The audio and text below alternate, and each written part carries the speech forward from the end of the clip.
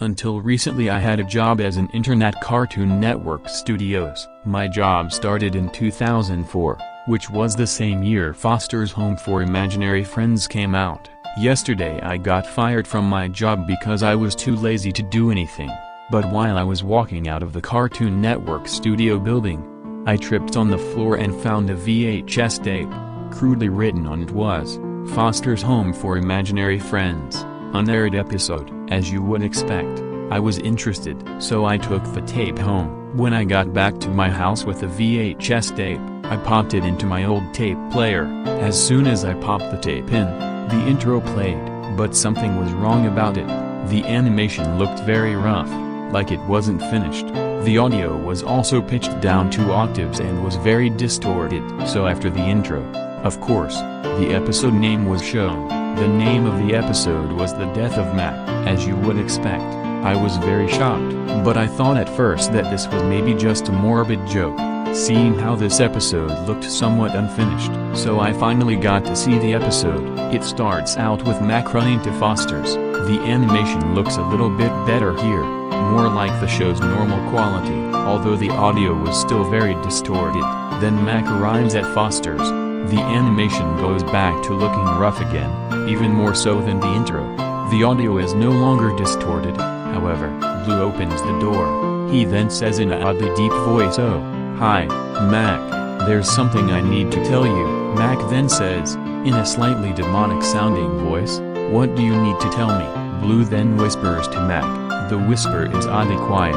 Mac then answers saying, "What are you going to do to me?" Blue then answers, in a very creepy demonic voice, "Your life is mine." Then Blue pulls out a gun and shoots Mac in the chest. Mac, seeming still alive, says, "How could you?" Blue, in a demonic voice, Blue answers Mac with, "Because I can," before shooting him again, this time, killing him. Then the sky turns red. Blue, still in a demonic voice, seems to be saying something, but in reverse, or at least that's what it sounded like. Mr. Harriman then comes out and says, "Master Blurguard, how could you kill Master Mac?"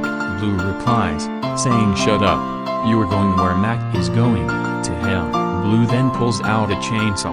Mr. Harriman's death is cut out and replaced with a black screen, but you can hear the audio of the chainsaw. After about 30 seconds of a blank screen, it cuts to Blue, in Foster's home. For some reason, Blue turns red in the scene. Then it cuts to an edited picture of Blue with soulless black eyes, small red pupils, and blood coming down from his eyes, similar to Sonic.X.